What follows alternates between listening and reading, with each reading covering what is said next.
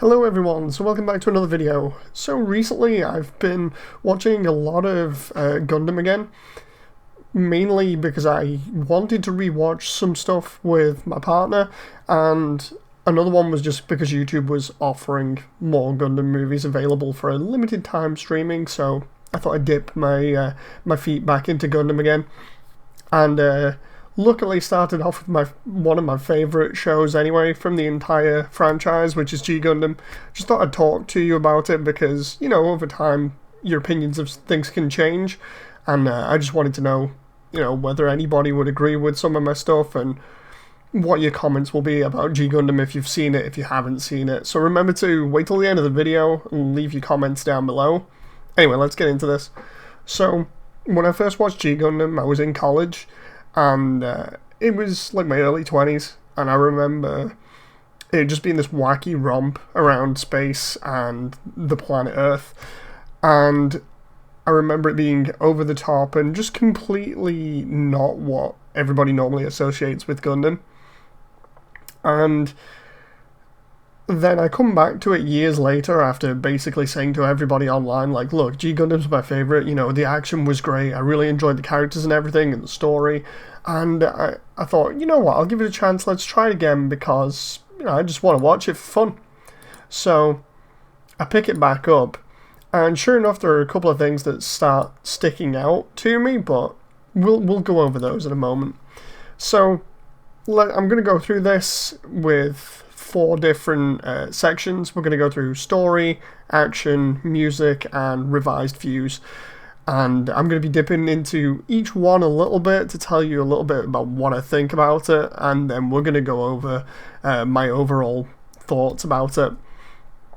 So first off, I'm going to dip into the story a bit. The story is still really fun. I really enjoy it. The best way to approach G Gundam, I feel, is though you should never take it seriously, because while it has a very serious sort of environmental note to the story, I feel like the way that it is portrayed, the way that the characters are portrayed, and the way that stereotypes are done in the story, I feel like it shouldn't be taken seriously, or rather not as seriously as some of the other shows. With the characters and stuff, I feel like at least some of them are okay. The main cast, including the Karshu family, Rain, Ulube, Master Asia, and the Shuffle Alliance are pretty good, but everybody else is more or less secondary. The Shuffle Alliance themselves are pretty, I wouldn't say one-dimensional, but there's not too much to them other than the aspirations. You never get to know too much more about them.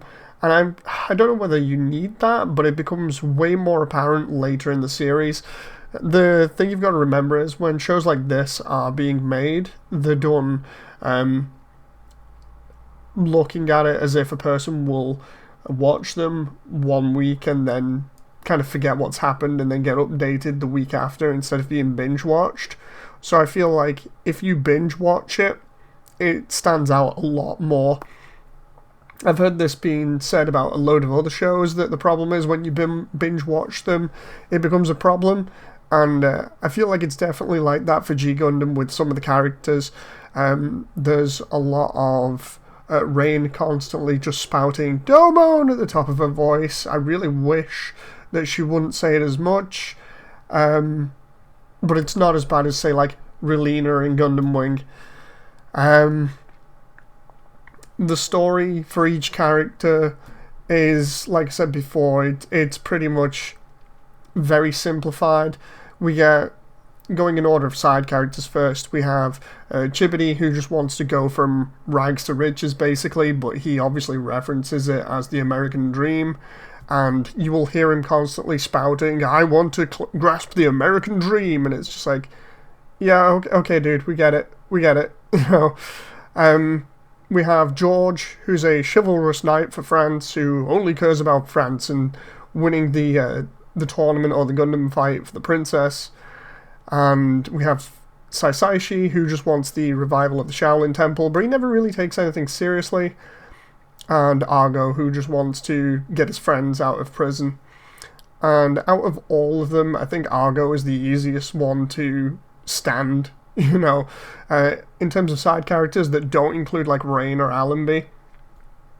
Argo's the easiest one to just be around, seemingly, or just not get annoyed by, primarily because he doesn't actually reference his goal that much, or rather, not as much as the others. He's a quiet, stoic guy who's very strong, and it's really cool. Now we'll get into the topic that I always bring up, or rather people online always bring up, and I always try and defend, which is the way that everybody is portrayed. There is this whole thing, a debate online that seems to happen every now and again about whether G Gundam is racist because of its depiction of stereotypes of different countries and stuff. Personally, I like to think that it isn't racist. I like to have this optimistic look on it, and I've told people about this before, of when you look at the Gundams from each nation, and it seems to be that they were designed around the country and the stereotypes for that country, so it's easy to pick out which Gundam is from which country.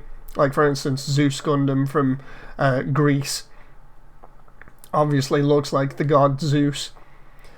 And then we've got like Dragon Gundam for Neo China, who looks like one of the Chinese dragons that you'd see going down like a parade.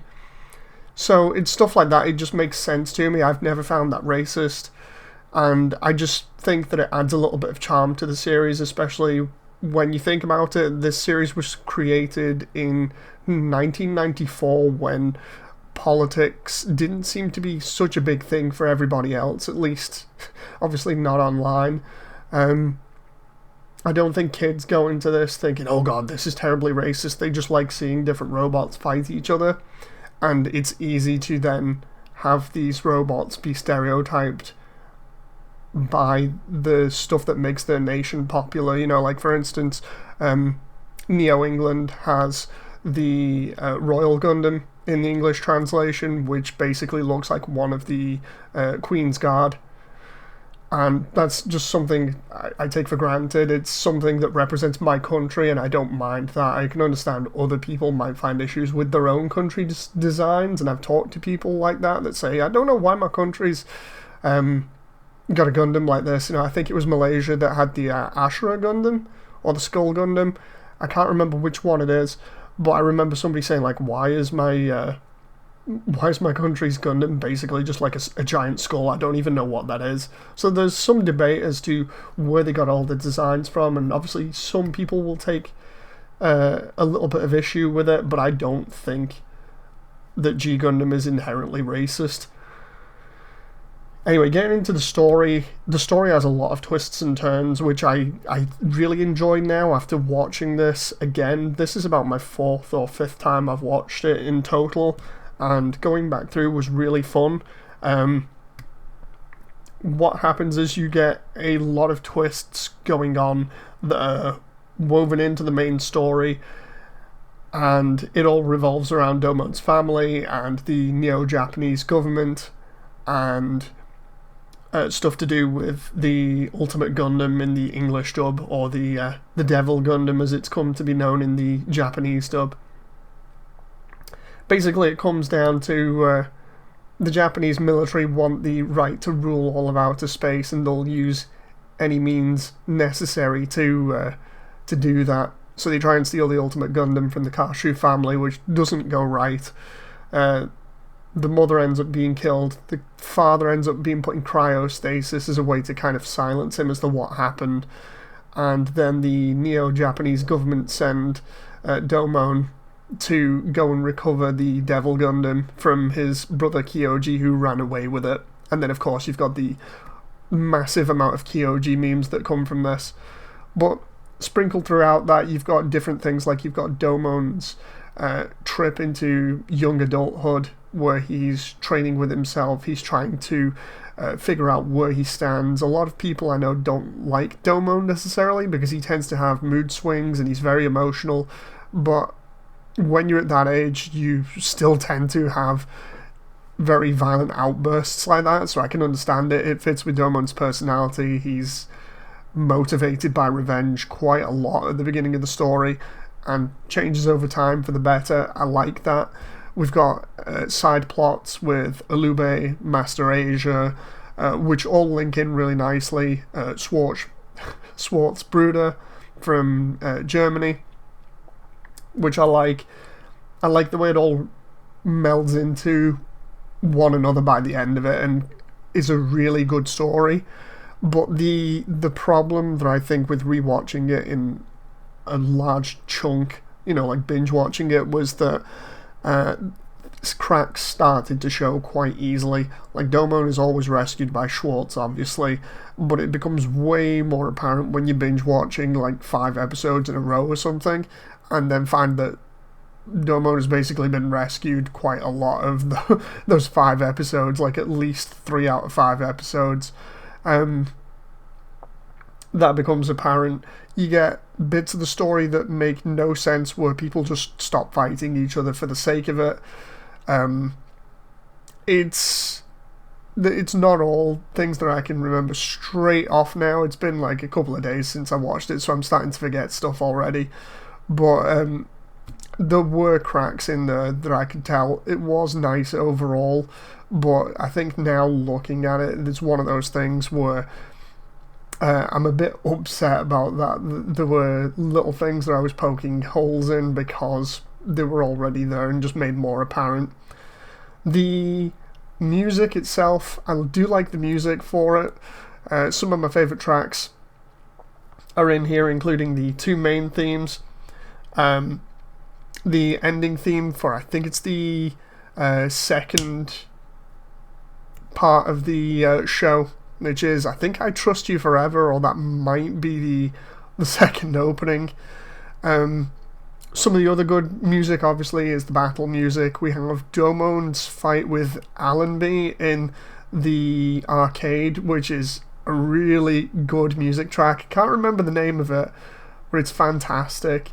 There are some other weird tracks in here, though, that they play at some really weird times that make it seem really off, as if it just doesn't fit. And it's the same with some of the line delivery as well. You'll come to know, like, the English dub is pretty well revered, or at least it seems like that, primarily just because of the inclusion of, I think the guy's name was Mark Garthay. He became either a dentist or a doctor, I can't remember which one. Well, basically, he did Domon's voice in English, and I think the English cast really fits this well. And since he obviously chose to stop voice acting Domon, it means that nobody else has ever got better than him at doing, all the shouting and all the rage-fueled line delivery that he can give. It's kind of a shame, because everybody else that's come after him is just absolutely terrible. Master Asia's English voice actor, absolutely love him, gives plenty of good line delivery. There are just odd lines here and there throughout the entire series where it just feels like the actors or actresses weren't given enough direction in just like the odd line in here or there. But it's nothing that pulls it down dramatically and overall sours the experience. It's a really good dub. So if you can see it dubbed, please do. It's really good. In terms of action, really, really love the action. Obviously, with like super moves and stuff, they reuse a lot of the animation. But apart from that, I don't see it as egregiously as some of the other series that come after it. That includes stuff like Wing, which was done a year after, and then Seed, which is one of the more notorious ones, outside of, like I've said before, Wing with heavy arms constantly firing its beam gatlings all over the place. But yeah, I really love the action. It's really, really good. Feels like it has a lot of weight to it. We've got lots of energy blasts and martial arts moves going off all over the place. I like the fight choreography. It is really good and still holds up. The artwork for the fights as well is really damn good. There was no like CGI used on this at all, so instead we got really nice crisp artwork for some of the really detailed sequences. Overall, coming to the end of this now, I still really like G Gundam. It's still my favourite series. I just think that there are little cracks that are starting to show now, like I've said before. Bits with the story, bits with the line delivery, a bit of weird choice with music overall, but it doesn't sour the overall experience. It's still a fun watch, and again, I recommend that anybody that either hasn't seen it yet and wants to see it, go try it out in English, or, you know, if you've seen it already and you think, go on, I'll go again and see if he's right, please do, by all means. I want to see what other people's comments are to it. Anyway, I'll see you on the next video. Hope you've enjoyed, and I'll see you in the comments section. Bye!